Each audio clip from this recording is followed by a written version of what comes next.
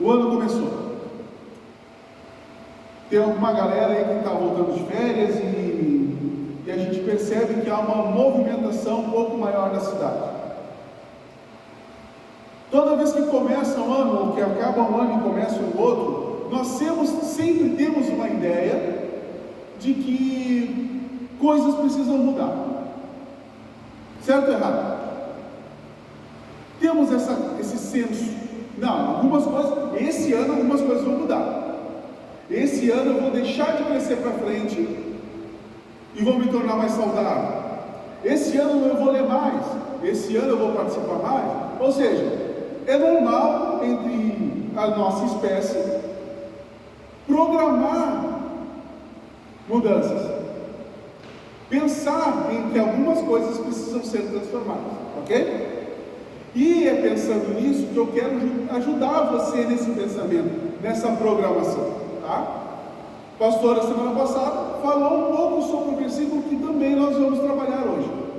E eu quero propor para você hoje a ideia de um agente transformador, ou seja, é uma realidade divina. Então, um agente transformador é de fato uma realidade divina. Qual é a orientação? A orientação está em Romanos 2, 12, 2. Não se moldem ao padrão deste mundo, mas transformem-se pela renovação da sua mente, para que sejam capazes de experimentar e comprovar a boa, agradável e perfeita vontade de Deus. Romanos 12, 2. Essa é a orientação que o Paulo deixa para nós. O que ele quer dizer com isso? Perceba que o verbo ali, transformar, ele não está indicando que outra pessoa precisa chegar em você e transformar você. Certo? A orientação do apóstolo Paulo nesse versículo, ele está dizendo o seguinte: ô meu amigo, te transforma. Sacou? Ele não está dizendo ali, olha, você precisa ser transformado. Ele está dizendo muito pelo contrário, ele está colocando a responsabilidade da ação em quem está escutando, tá? Ou seja, quem é que está escutando o versículo de Romanos 12, 2? Quem é que está escutando? Nós, né? Eu. Se é eu que estou escutando, de quem é a responsabilidade de transformação? Minha, ok? O versículo está dizendo isso. Ele está falando ali, ó. Transforme-se, ou seja, a ideia da responsabilidade também tem a ver com os meus joelhos, também tem a ver com as minhas pernas, ou seja, eu preciso me movimentar, porque não há transformação se eu permanecer no mesmo lugar. Ou há? Há ou não há? Não, se eu quiser mudar, se eu quiser transformar, eu preciso me mexer. Beleza? Tranquilo. Então o versículo está dizendo o seguinte: olha, você precisa se transformar. E aí a gente faz uma pequena interpretação de texto perguntando: como? Como que eu preciso me transformar? E o versículo mesmo vai responder para a gente dizendo o seguinte: pela renovação da sua mente. Então é renovar a minha mente, porque a renovação de mente traz um processo de transformação. Faz sentido isso para ti? O que é renovar a mente? Em tiro curto, renovar a mente, olhando para Jesus, é crer nele. Você mudou de mente. Quando você olha para Cristo e resolve crer nele, você transformou a sua mente, você mudou a sua mente, e isso vai proporcionar para você transformação. Ora, qual é a ação então? E todos nós que com a face descoberta, contemplamos a glória do Senhor segundo a sua imagem, estamos sendo transformados com a glória cada vez maior, a qual veio do Senhor, que é o Espírito. Existe uma ação de transformar que me molda. E essa ação de transformar é proporcionada propositalmente pelo Espírito Santo. Entende? Que toda vez que eu falo em transformação, eu preciso entender que eu não posso ficar parado, mas que existe um agente transformador em mim, e que ele tem um propósito, e que ele tem uma ideia a realizar. Consegue entender isso? Pode passar a próxima para mim? O que é isso aí? O que é? Um transformador, certo? Qual é a função do transformador? Simples, transformar. Se entra 220 de um lado, ele obrigatoriamente tem que sair 110 do outro. Se entra 110 de um lado, obrigatoriamente ele tem que sair 220 do outro.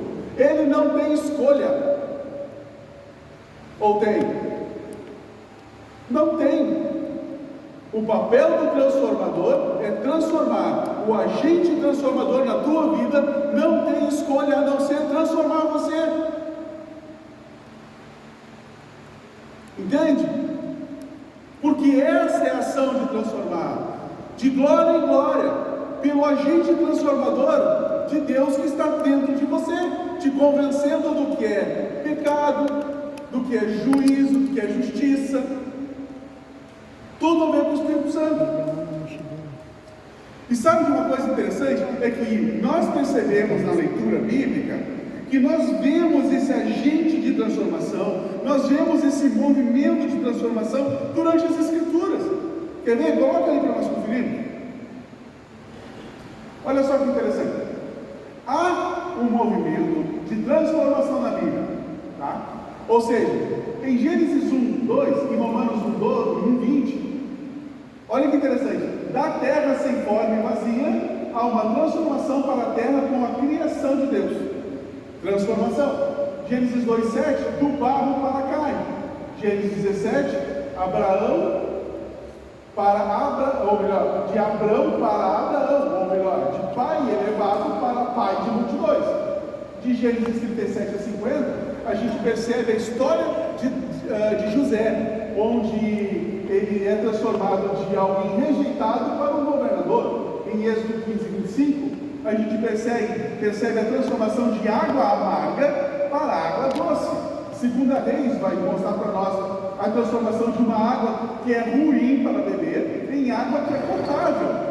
Lucas 1, 28, a gente vai ver a transformação na vida de uma mulher chamada Maria, que é transformada de uma menina para a mãe de Jesus.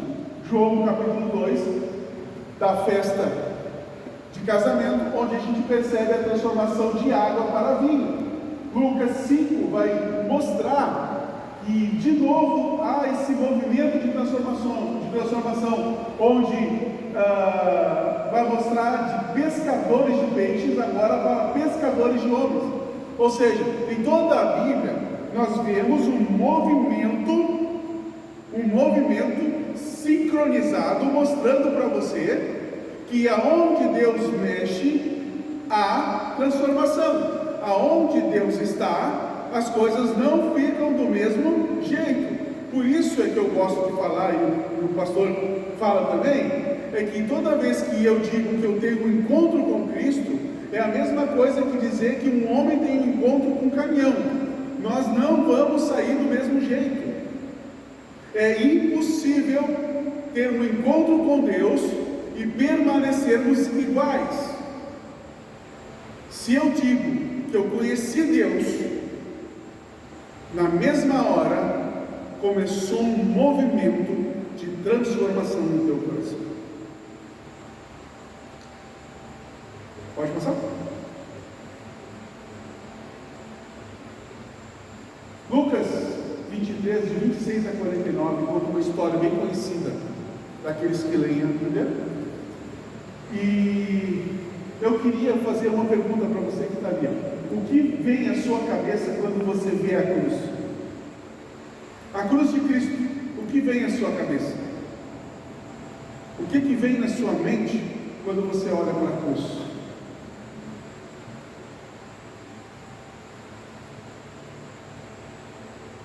Quando eu olho para a cruz, eu vejo vida. Mas a cruz nem sempre trouxe essa mensagem, porque existe a cruz antes de Jesus e existe a cruz depois de Jesus. Antes, a cruz era a pena de morte. Agora, ela é o começo da vida para todo aquele que crê em Cristo. Percebe? Que até para a tua salvação existe um movimento de Deus transformando as coisas. O plano de Deus. O plano de Deus para mim e para você é esse aqui, ó.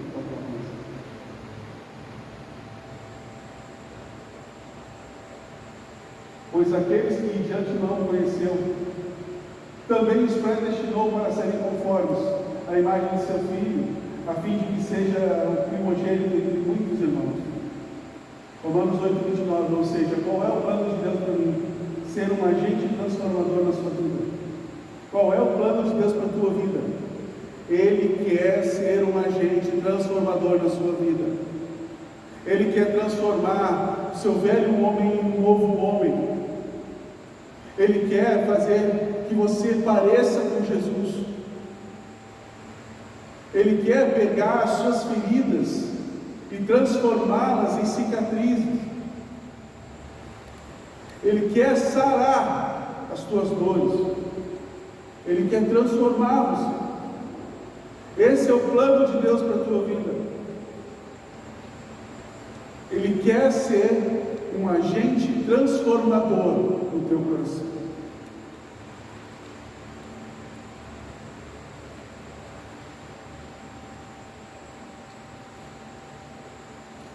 Acompanhe comigo as palavras do próprio Jesus. Pode mudar?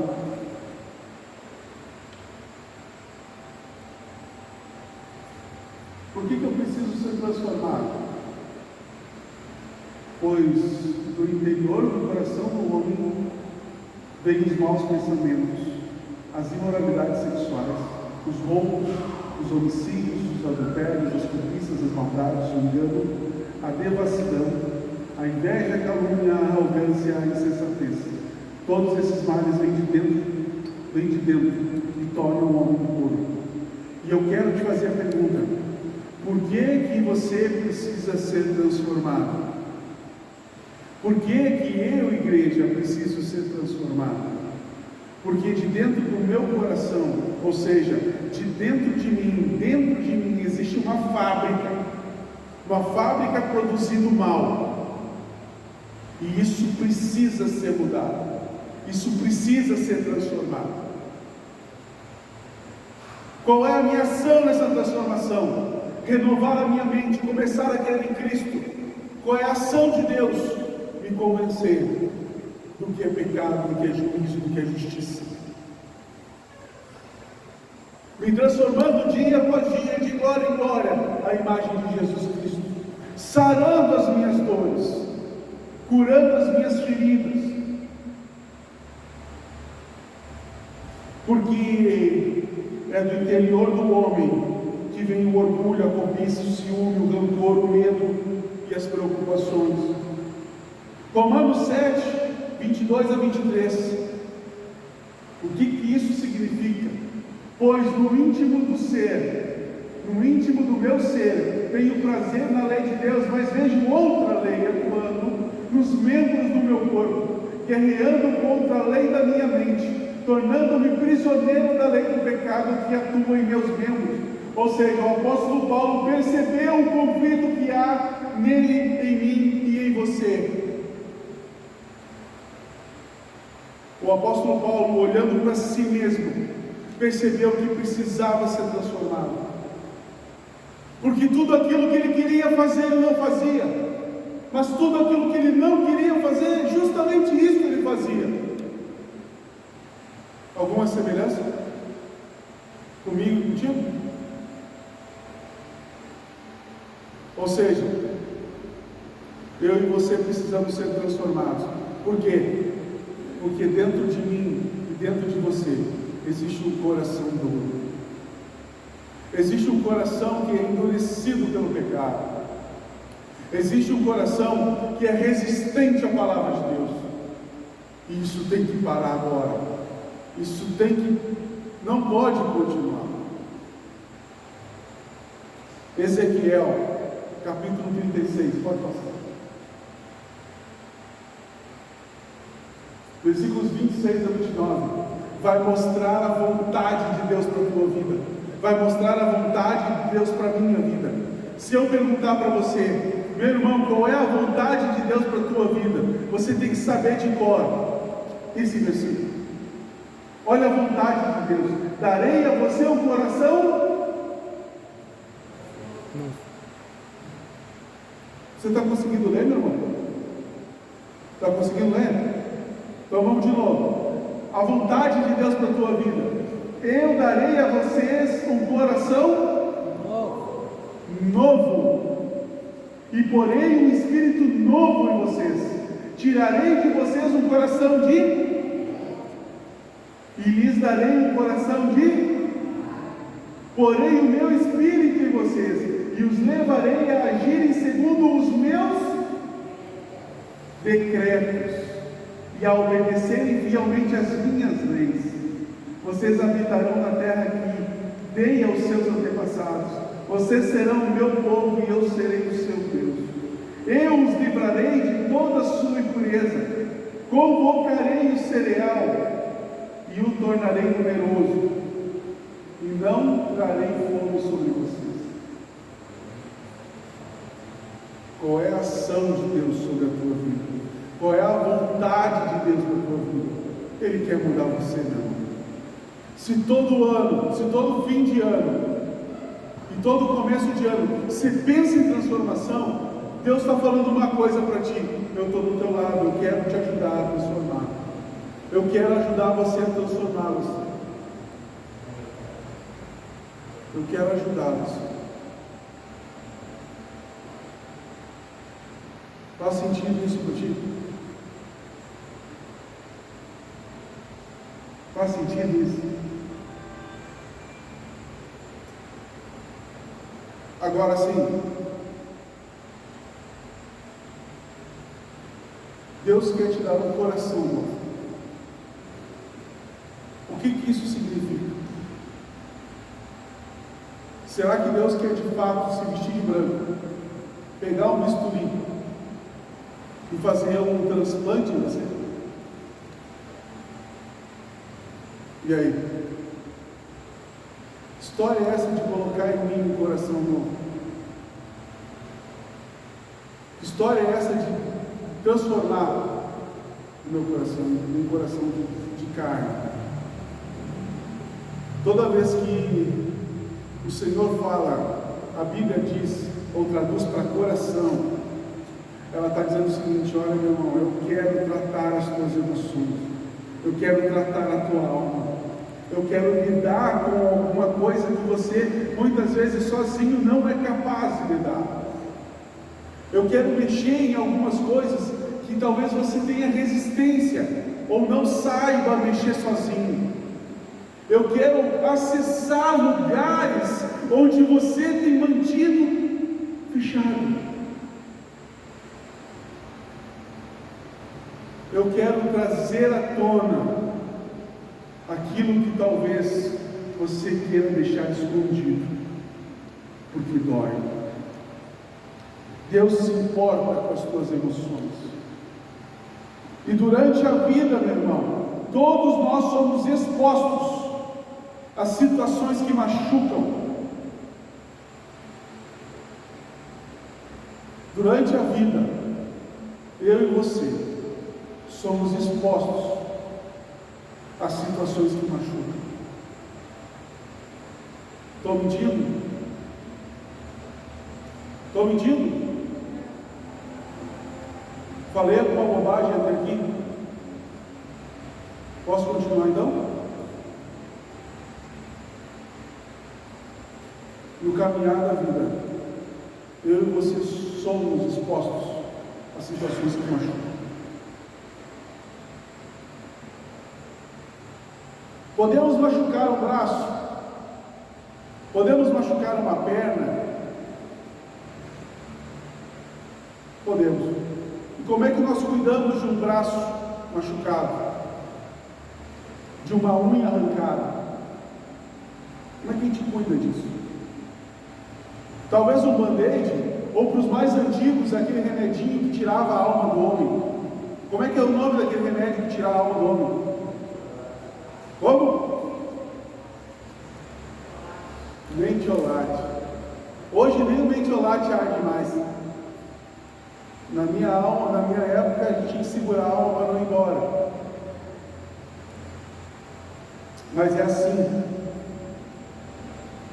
E depois as marcas ficam para contar histórias.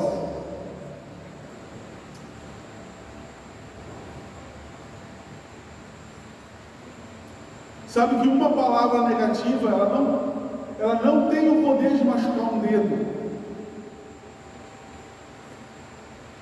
mas ela tem o poder de machucar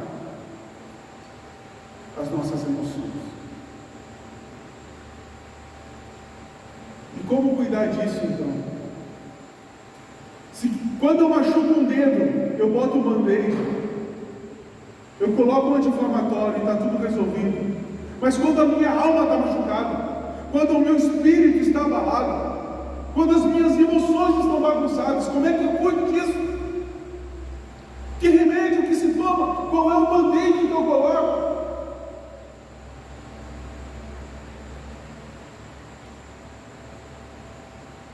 Quando a tristeza é grande demais, e eu cresci acreditando que crente não podia ficar triste.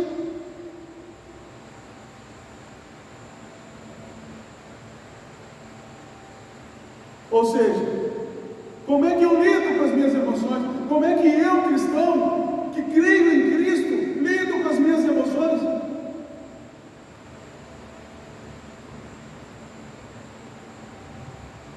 Como é que a gente sara um coração abatido? Deus se preocupa com as suas emoções, meu irmão. E Ele, de fato, está se movimentando a transformar até isso na sua vida. Até isso. 2 Coríntios, capítulo 5, versículo 17, vai mostrar para mim e para você o começo da cura. Olha lá. Portanto, se alguém está em Cristo, é nova criatura, as coisas antigas já passaram, eis que surgiram coisas novas. O começo da cura é quando tudo se faz novo. Mas por que não é instantâneo? Porque não é. As coisas precisam vir à minha mente para que essas coisas tenham clareza, e aí eu consiga transformar, e aí eu consiga me movimentar a ter um renovo de mente e experimentar as grandezas de Deus. Percebe? Tudo se faz novo, mas é um processo de transformação, de glória em glória, de dia em dia. Quanto tempo isso leva? Estou convencido de que aquele que começou a boa obra em vocês vai completá-la até o dia de Cristo. Sabe quanto tempo leva para você ser curado?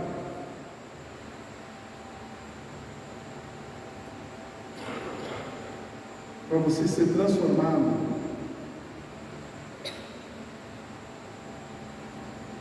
O tempo que tiver que levar. Deus não desiste de você. Deus não desiste de você porque você tem passado noites chorando. Deus não desiste de você quando muitas vezes você pensa que não dá mais, que é difícil. Não importa o tempo que levar, a obra de Deus se cumprirá na tua vida. A transformação de Deus chegará na plenitude de Cristo. Esse é o tempo que leva. Esse é o tempo que leva. Deus quer sarar as tuas emoções. Eu quero dar algumas dicas para você, pode passar.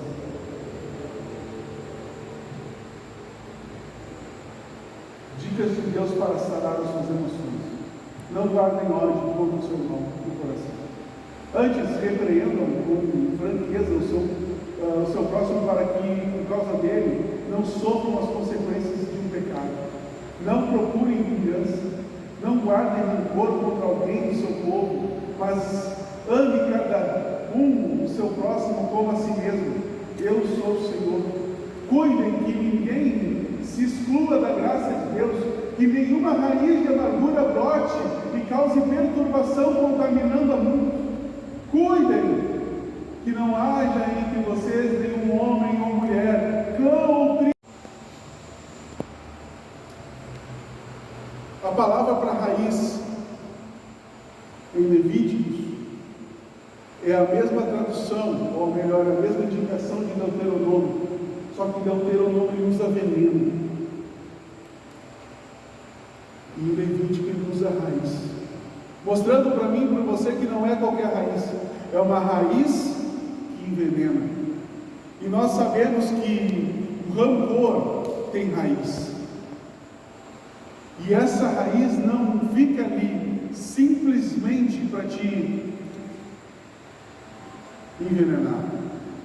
Ela é capaz de envenenar quem está na tua volta.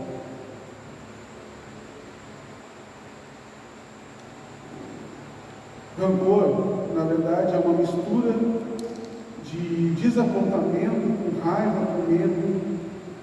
E acredite, rancor é uma emoção predominante. O que é uma emoção predominante? É quando, por mais que eu saiba que eu preciso amar o meu irmão, mas de alguma forma eu estou nutrindo uma raiz de amargura, isso me envenena a tal ponto que eu não consigo demonstrar amor. Por isso que rancor é uma emoção predominante. Ela aparece mais do que as outras. E Deus quer sarar essas coisas. Deus quer sarar as nossas emoções. Deus se preocupa com o que está dentro do teu coração. Na prática, é o que a gente encontra em Provérbios 17:9. Olha lá. Aquele que cobre uma ofensa promove amor, mas quem a lança em rosto separa bons amigos. Ou seja, aquele que cobre uma ofensa, que está disposto a arrancar essa raiz de amargura, promove amor. Portanto, confessem os seus pecados uns aos outros e orem uns pelos outros para serem curados. A oração de um justo poderosa e eficaz.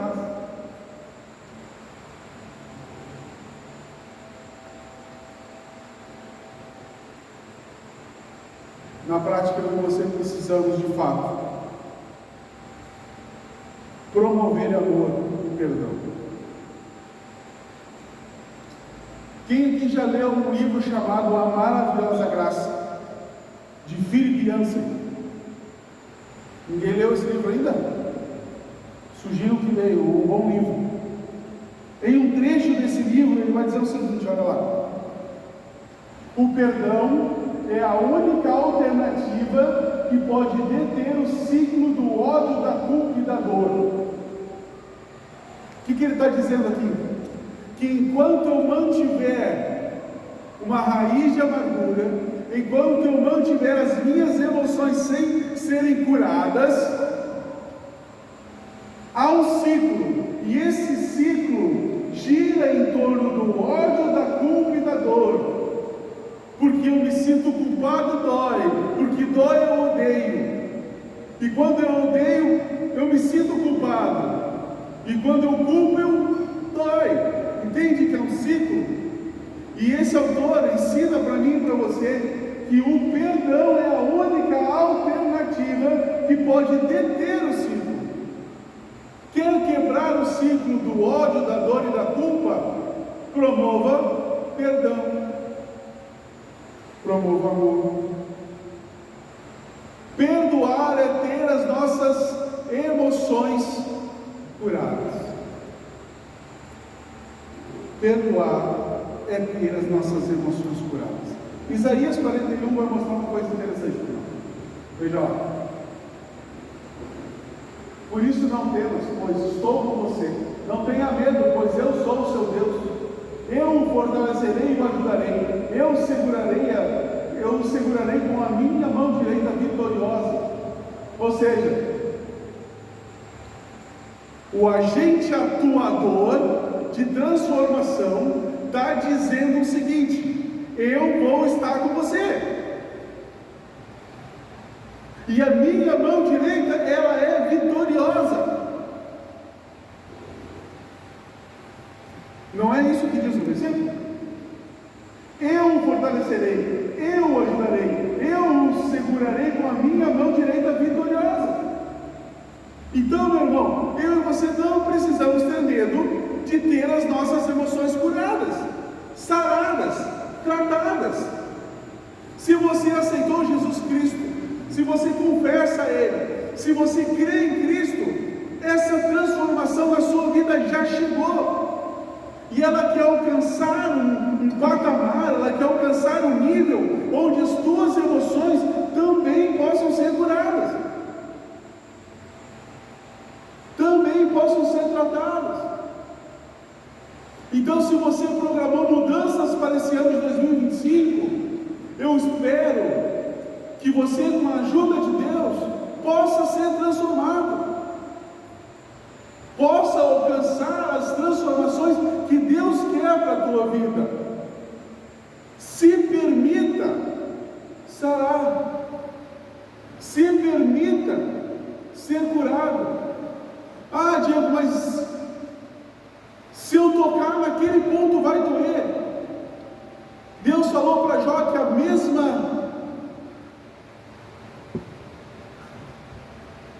que a ferida que eu abro, eu mesmo fecho. Ou seja, Deus quer fazer uma cirurgia em você. Deus quer transformar você. E aí eu quero compartilhar com você uma experiência que eu tive. Quero contar para você um pouco de como foi a minha vida e dessa experiência que eu tive. Lembrando que quando a gente fala de experiência, a gente está falando de algo pessoal. Não se pode, de maneira alguma, pegar uma experiência, certo? E transformá-la em doutrina. Ou seja, aquilo que aconteceu comigo, não necessariamente vai acontecer da mesma maneira com você. O que eu posso dizer é que o Deus que trabalhou na minha vida quer e pode trabalhar na sua vida. O Deus que sarou as minhas emoções quer e pode sarar as tuas emoções. Entende isso? Muito bem. Eu não sou de Novo Hamburgo. Uau, perdão. Tudo isso, né? Não, eu não sou de Novo Hamburgo. Eu sou de Canoas. Nasci e me criei em Canoas. E fiquei em Canoas até os 14 anos de idade. Vim para Novo Hamburgo porque a minha mãe faleceu. Minha mãe faleceu com 50 anos de idade. Vítima, muito possivelmente, de alguma coisa relacionada a enfisema pulmonar. Não se sabe. E para mim falar de algumas coisas, eu preciso contar para você que a primeira lembrança que eu tenho de quando eu era criança é de ver a cena onde a minha mãe manda o meu pai embora. Ou seja, a primeira lembrança que eu tenho de pequeno, com 4 anos de idade, é da minha mãe mandando o meu pai embora. Estranho isso, eu não sei qual é a tua primeira lembrança, mas a minha primeira lembrança foi essa. Eu não consigo ter lembranças mais antigas do que essa. E tudo se dá no campo do relacionamento com a minha mãe. Meu pai já não estava mais ali. A relação com a minha mãe não era algo fácil. Sempre foi muito difícil. Uma mulher muito doente, uma mulher muito machucada pela vida. A minha relação com a minha mãe sempre foi nesses parâmetros, com muita necessidade financeira, com muitas necessidades emocionais. O que eu lembro muito nesse relacionamento com a minha mãe eram de momentos de intensa rejeição ao meu respeito. Alguns dos meus irmãos dizem o seguinte: que a minha mãe cuidava muito de mim até os meus 2 anos de idade. Mas eu não consigo lembrar. Eu não tenho, ou melhor, eu não tinha, e você vai entender o porquê, lembranças boas com a minha mãe. Todas as lembranças da minha mãe, a partir dos 4 anos de idade, que eu consigo me lembrar, eram sempre de momentos de muito estresse, de muita necessidade emocional, de muita surra e de muita rejeição. Momentos de lembranças explícitas na minha memória ainda trazem a cena. Em muitos momentos eu consigo lembrar do cheiro daquele momento, de situações que o inimigo muitas vezes usou para declarar quem eu era. Ou seja, na minha mente existia sempre uma prerrogativa dizendo que eu era sempre o rejeitado, nunca era o escolhido. E isso durou muito tempo. Hoje eu tenho 42 anos de idade. Imagina que até os meus 14 anos de idade, essa era a minha realidade. Eu lembro de uma vez onde a mãe sumiu de casa. E ela foi para a casa de alguém porque as coisas não estavam fáceis. E ela achou melhor ir embora. E eu descobri onde ela estava. Não era longe. E eu fui lá. E a mãe, quando descobriu que eu fui lá, ela foi embora de lá. Ela saiu a perna voltando embora para casa, dizendo que não tinha paz. E eu lembro da gente na Estação Matias, eu dizendo para ela: mãe, eu te amo, mãe, não vai embora. E ela dizia: só não atrapalha para minha vida. Estranho isso. E durante muito tempo foi isso que ficou de real no meu coração. E eu já disse para muitas vezes, ou melhor, eu disse muitas vezes para muitas pessoas: eu não consigo ter memórias boas com minha mãe. Talvez a única memória boa que eu tivesse com a minha mãe eram os pães de casa que ela fazia.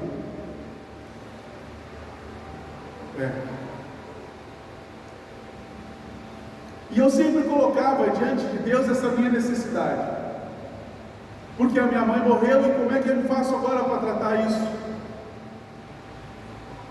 Como é que eu faço para resolver? Eu não tenho a oportunidade de falar para ela, de pedir perdão para ela e nem de perdoá-la, mas eu aprendi que eu posso. E em 2018 eu tive uma experiência com Deus, onde o meu coração foi sarado. Eu tive um sonho. Não entenda isso como espiritismo ou coisa parecida. O que eu estou dizendo aqui é que Deus usou isso para tratar as minhas emoções. Eu sei de fato que não era minha mãe, mas o que representava foi o suficiente para mim. Em 2018 eu tive um sonho, e nesse sonho eu escuto alguém bater na porta da minha casa. Eu atendo, era minha mãe. Eu lembro que eu tomei um susto. Afinal, não era algo possível. Mas de fato era minha mãe, e a minha mãe estava sorrindo. Eu não lembro de ver a minha mãe sorrindo. Mas ela estava sorrindo naquele dia. Ela entrou, não disse uma palavra. Ela não disse uma palavra para mim. O sonho talvez tenha durado 10 minutos. Ela não disse uma palavra para mim. Ela simplesmente me pegou no colo e fez carinho em mim. Você não tem noção do que isso representou para mim. Você não tem noção do que isso falou para mim. A imagem que eu tinha da minha mãe fugindo de mim mudou, porque agora ela bateu na porta da minha casa. A imagem que eu tinha da minha mãe sempre me rejeitando agora mudou, porque ela estava me pegando no colo.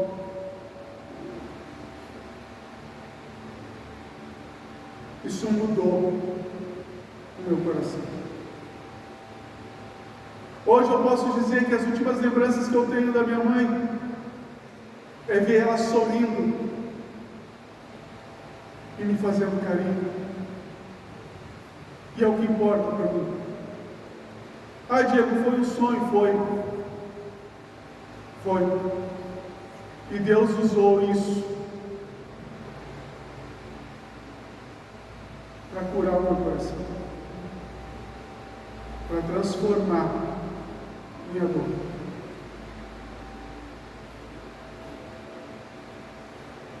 Deus permitiu que eu sonhasse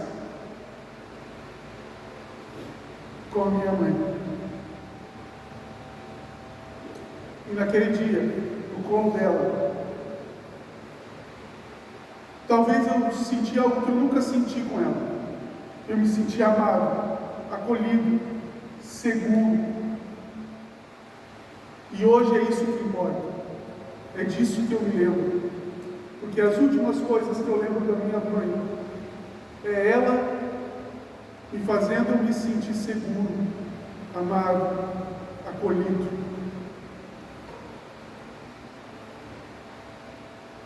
E é por isso que eu quero dizer para ti: Deus se importa com as tuas emoções.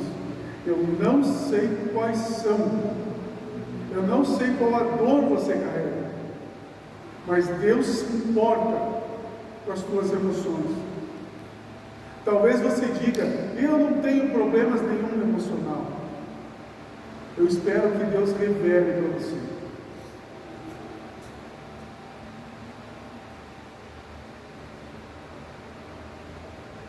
E cuide você, como Ele fez comigo. Como Ele mudou o meu coração, com a experiência que eu tive com Ele. Eu sei que foi a ação do Espírito Santo. Eu sei que essa experiência foi para mim. E é por isso que eu posso contá-la hoje. E é incrível. E é incrível quando não dói mais. E é incrível quando não dói mais.